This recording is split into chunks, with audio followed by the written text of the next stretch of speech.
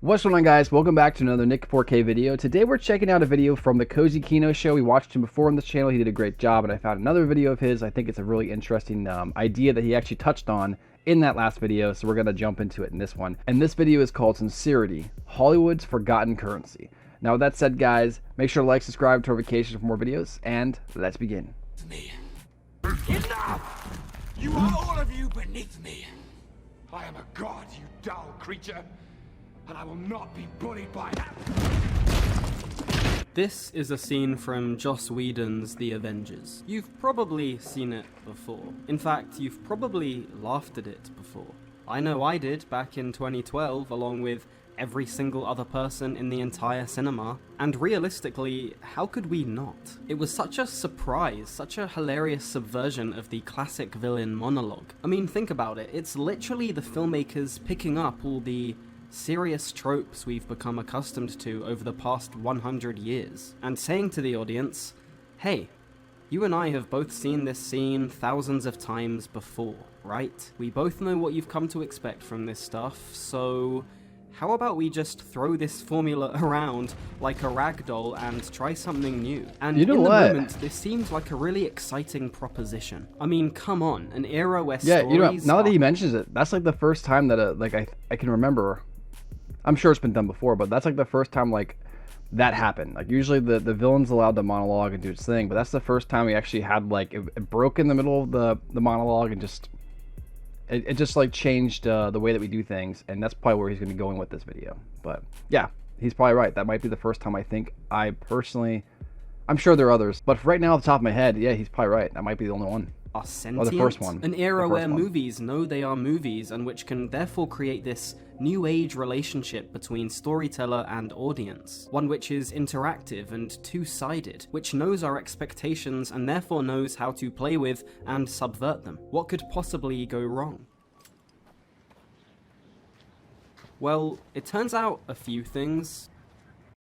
Lots of things, actually. Let me start by revisiting a story I briefly told in my recent video on Peter Jackson's Lord of the Rings trilogy, and why they remain virtually untouchable 20 years on. For some reason, I missed out on these movies throughout my childhood. I don't know why. It just never occurred to me that I should watch them. So by the time I did eventually sit down to view the trilogy, I think I was 17, and by then was very much accustomed to the cynical, self-aware, ironic style of storytelling which had grown throughout the 2010s to dominate movies, and to a lesser extent television as well. Now, to this day, I'm pretty ashamed by what I'm about to tell you, but anyway. Fellowship of the Ring begins, we hear Cate Blanchett's narration, and I'm thinking, okay, this is pretty cool. It's a bit overly serious, but whatever. And we get to the bit with Sauron, and we see this villain who kind of looks like he's from Power Rangers, and Galadriel is talking about a place called Mount Doom, so obviously I brace myself for the joke, for the moment where this ridiculous tension is broken.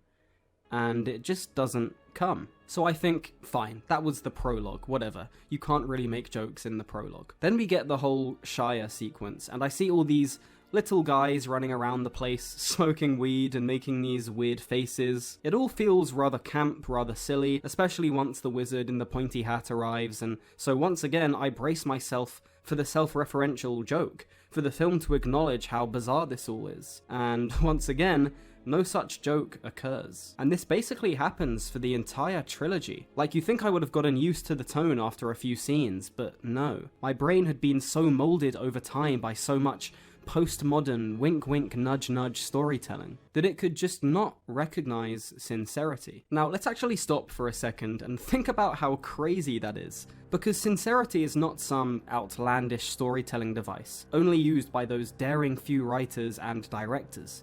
No, sincerity since the dawn of time has been the very essence of storytelling itself. Like, imagine having this conversation with someone even 50 years ago. They probably wouldn't even understand what you were talking about. For millennia, stories were told to convey truths, to share human experiences, to evoke genuine emotion. From ancient myths and legends, to classic literature, to television and cinema, sincerity has been the core element that binds the audience to the narrative. It's the fundamental ingredient that allows us to resonate so deeply with stories. Sincerity is what makes characters relatable, relatable, struggles compelling, and triumphs uplifting. Now look, I'm not saying that every story has to be this serious thing which dramatically changes our lives. There is absolutely a place for humor, for irony, for stories that don't take themselves too seriously, for movies which know they are movies and have fun with that premise. In fact, this kind of storytelling can be incredibly refreshing and entertaining when done right. However, when this becomes the default, when every film in the cinema feels the need to follow trend by shying away from earnest emotions or genuine stakes, a lot of problems tend to arise. He's right about this. Films He's right about with a this. more sincere approach would just never run into. First of all, I've never really thought about it before, but like with the MCU being as popular as it is, it has completely changed cinema. Like, you're always going to get movies that are, has that sincerity to it, but at the end of the day, it really feels like a lot of movies are just trying to get that Marvel money, you know what I mean? And so they're going for that feeling of it, especially after the Avengers. And I would even argue after Guardians of the Galaxy, that was kind of when it really started changing. Because the Phase 1 movies all kind of feel like they're like different things, and even Phase 2 has different movies that kind of feel different. But after Avengers 1 really blew up, and then Guardians came out, that was when that type of humor really started just like changing everything. And you see that through all different movies. And the best example would be like the DCEU. That really changed after that kind of came in, and they saw how much money the Marvel was making. They're like, we want to make that too. I mean, it makes sense because those companies are here to make money, duh. But it's also sad because it's like the death of sincerity, like you mentioned. Yeah, you know what? As much as I like the MCU, it did kind of mess with cinema, and that perspective, anyways. Wow. Good call. This video is really good so far. that amazing thrill of having your expectations subverted, that rush of excitement you get when a movie is meta, self-aware, ironic, well, it has extremely diminishing returns. Like I said earlier, everyone in the movie theater laughed back in 2012 when Hulk picked up Loki and threw him around like a ragdoll, but I imagine if you watched that scene today, it just wouldn't be that funny. But why? Well, first of all, the joke has been done a million times since, in both every Marvel movie and basically everywhere else. But on top of this, every single one of these self-referential jokes are essentially the same, just with slightly different coats of paint. Like, sure, you can subvert expectations, break the fourth wall, play on pre-established tropes in as many different ways as you like, but let's face it, the joke is pretty much this. Hey, you're watching a film, and we know it. Like, that's it. That's the whole joke, done over and over and over again. And a huge problem with this formula, other than it becoming stale very quickly due to ridiculous overexposure, and it not being that clever or funny in the first place, is that it makes what is supposed to be unpredictable and subversive, predictable, and boring. And in my opinion, the single best example of this is Thor Ragnarok, a film which I personally find to be rather overrated. Now, don't get me wrong, it's not like every single line or joke in Thor Ragnarok is some meta-ironic quip which winks at the audience. But a lot of them are, and they're so frequent that it doesn't take long for you to predict when they're coming. Again, because they're essentially all the same joke. Like, the movie starts with yet another villain monologue, and we have this joke where Thor slowly spins away from the villain, and yeah, it makes your nose exhale slightly, well, maybe. And then the film gets back. To tell you the truth about Thor Ragnarok, for me too, when I saw it in theaters, I actually didn't like it. I remember people being like mad at me for my channel when I reviewed it, and I said that I didn't like it. They got mad at me for it, because they're like, oh, it's so good, so much better. Maybe just because, for me, this was the first time I saw Thor in a different light, to the sense of like, Avengers 1, Avengers 2, and, you know, Thor 1 and 2, regardless of whether you like those movies or dislike them, you know, Thor's character, he was kind of like the stoic but kind of oafish guy. You know, that's kind of what he was. He was like behind the times, but he was still smart, and he wasn't like jokey, and that was like his point. He was the stoic Norse god Thor. That was kind of the idea of him. And what Ragnarok did was they identified that like Thor wasn't as popular as people, and so they made him more popular, and a way to do that was to make him more goofy and human. So instead of him being like a stoic character, they kind of just Goku'd him a little bit. You know what I'm saying? Because everybody likes a Goku. You know, he's the lovable goofball. You know, he's not too smart, but he's really strong. And when the going gets tough, you know, he gets tough and he starts going. You know what I mean? So that's what they tried to do with Thor, and it did work for Thor Ragnarok. After I kind of took a step back and I looked at it like that, I like Thor Ragnarok a lot more now. But it is true. It felt very polarizing because I knew Thor for years being a certain way, and then in one movie he's just a completely different way. I think it served Thor better going forward, especially with Infinity War and Endgame.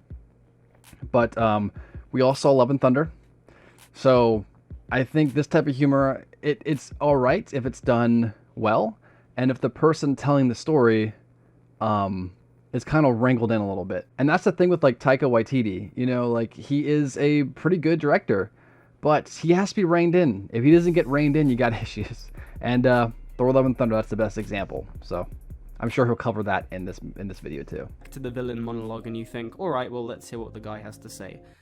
And then they just do the exact same joke again, like 10 seconds later, and you just think, what's even the point of this? If you're just going to pull the rug out from under me every single time, I'm going to very quickly pick up on what you're doing and learn when to jump over said rug.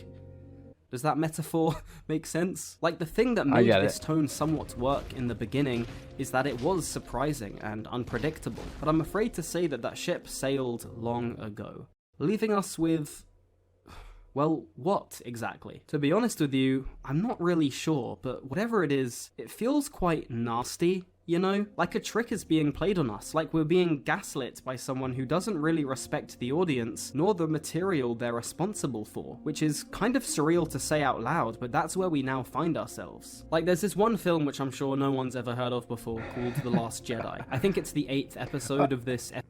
You can't talk about subverting expectations, you can't do a video on that, unless you mention Last Jedi, because they are the prime example of how not to do it. Epic space opera saga thing, and there's this one joke in it where we see this huge ship landing, and the cinematography and the music seem to be leading us to some big reveal. And then it turns out to be an iron.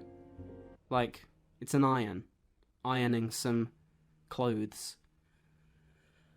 Now look, I can actually see how someone could find this moment kind of witty, and look, I'm not gonna argue against that. However, I would argue that the brief laugh this moment may perhaps offer is nowhere near worth what it takes away. Because this joke basically feels like the creators of the I didn't think he was gonna talk about that. There's plenty of other things to complain about. That I don't mind. That's not a big deal. There's plenty of other things though to complain about Last this Jedi, movie. Whoever they may be, making fun of us and punishing us for taking any of this seriously. It almost feels nihilistic.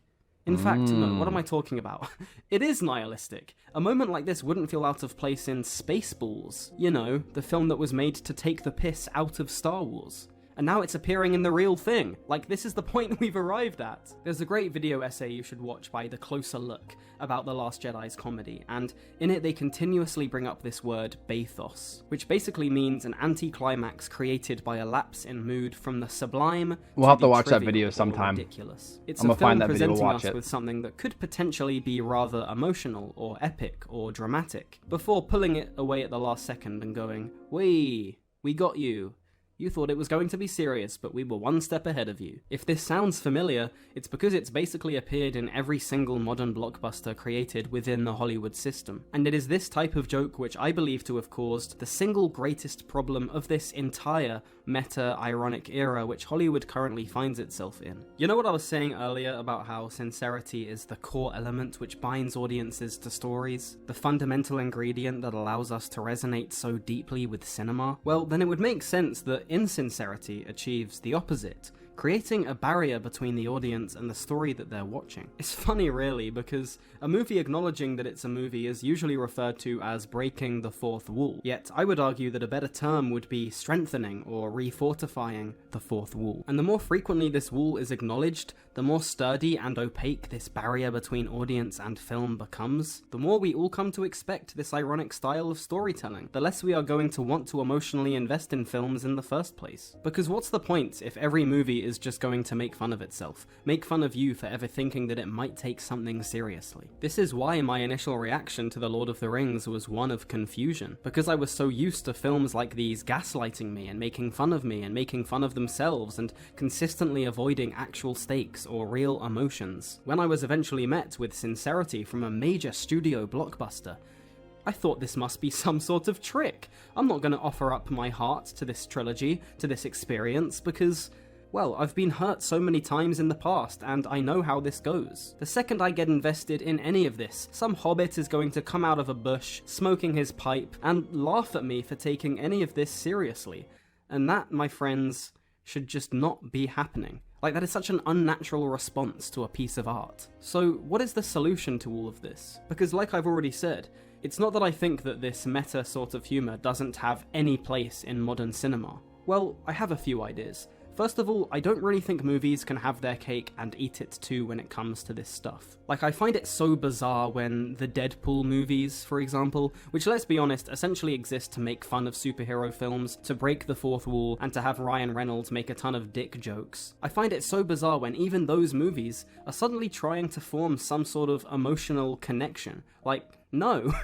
Any attempt at sincerity feels so out of place when you've spent the entire runtime taking absolutely nothing seriously. Another Hollywood franchise which I think has sadly run into this problem is the Fast and Furious films. Now look, I know these movies, and most of the other movies I've spoken about in this video, are not exactly the pinnacle of cinema, but I do think that the Fast and Furious series is a pretty interesting case study when it comes to a franchise gaining self-consciousness, if you will, halfway through its lifespan. This series begun in the early 2000s as your standard illegal street racing Point Break ripoff. However, the series, in my opinion, did not hit its peak until its fifth installment, which came out in 2011, 1 year before Joss Whedon changed everything with the Avengers. Fast 5, for me, is not just the zenith of this franchise, but honestly, one of the best dumb action movies of the 21st century. Why?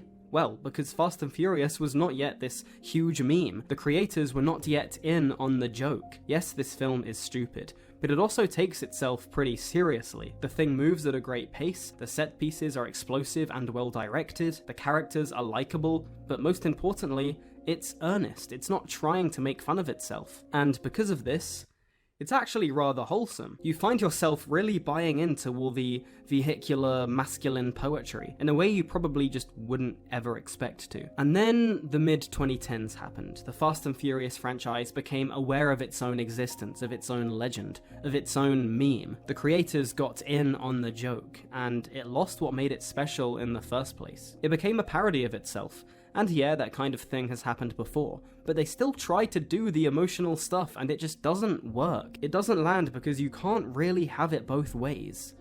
Or should I say, it's very difficult to have it both ways. I do think that on the rare occasion, when executed properly... Yeah, I think Fast and Furious is it's hard to really bring those up. Those are popcorn movies, those are like... So there are like Lord of the Rings movies, and then there are like Transformers movies. You know what I'm saying? I like both. I love both. But I love them both for different reasons. You know what I mean? I go in Lord of the Rings, I get perfection. I go to Transformers, I get a really nice fast food meal. It tastes super good. It's not great for me, but I'm having a good time eating it. And I might leave later feeling bad about it, but it's a guilty pleasure. That's just the way it is. Transformers is the way that it is. Fast and Furious has developed into that thing, and then I'd also say, like, for me, the Monsterverse is kind of in that direction too. I think it's just they're solid for what they are. They know what they are, and they're just going to do the best with what they got. I mean, I'm okay with it, but I do understand his argument towards that. You can have, like, one self-aware joke in your film. One instance where your movie recognizes that it's a movie, the audience laughs, and then we move on from it. A great example of this, sticking to the whole villain monologue thing, is this moment from The Incredibles. You sly dog! You got me monologuing! I can't... Now, this isn't That's a the good deepest, scene. most meta joke ever told before, but it is funny. Why? Well, one, because it's really not that self-referential, like, let's be real, this is a pretty innocent joke. And two, the rest of The Incredibles is sincere. Sure, it has jokes, of course, it's a Pixar movie, but nothing too self-aware, nothing which takes you out of the experience, which stops you from emotionally investing into the stakes of the story. So, again, I do think that you can include the odd meta joke in your movie if you really want to, but it needs to be handled incredibly delicately. Of course, what's probably easier than this is to just go full Charlie Kaufman and completely embrace the art of meta storytelling, or go full Tarantino and wholeheartedly embrace the art of homage. And I have indeed had tons of fun with films like these, but if you're not willing to go all the way with this stuff, perhaps just stick to the original source of storytelling. pure, unfiltered sincerity. This doesn't mean abandoning humor altogether, but rather ensuring that it serves to enhance the emotional depth and authenticity of the narrative, rather than detracting from it. Fortunately for us, there does seem to be a growing trend in Hollywood at the moment that seems to signal a return to this sincere approach. Movies like Top Gun Maverick and Dune Part 2 have demonstrated that studios are once again down to craft narratives that are earnest and emotionally resonant, and I think the audience response to both of those films says a lot about what we truly want from this beautiful medium deep down. Perhaps we'll never get another Lord of the Rings, a series you'll be glad to hear I now love and appreciate with all my heart. But in this quest to reclaim the forgotten currency of sincerity, we might have gotten something even better. We might just rediscover that the most epic tales are the ones that dare to be genuine, to be earnest, to embrace the sublime beauty of unfiltered truth. You're waiting for me to make a joke, aren't you? To relieve the tension after that emotional monologue. He caught me. Well, I was waiting I'm for not him. going to. Thanks Damn. for watching. That's a great example. Good job there. Wow, that's a great video. I think he raises some really good points. I do think that we have definitely went more in the direction of losing what makes the magic to movies, effectively allowing humor to drive story and not actually like the story itself. So he makes some good points there, and I agree with a lot of everything he said. I pretty much agreed with. But what do you guys think? Do you think that sincerity needs to come back to these movies, or do you think that you like them the way they are now? Let me know in the comments below. Make sure to like, subscribe, turn notifications for more videos. And until next time, guys, I'll catch you later. Peace.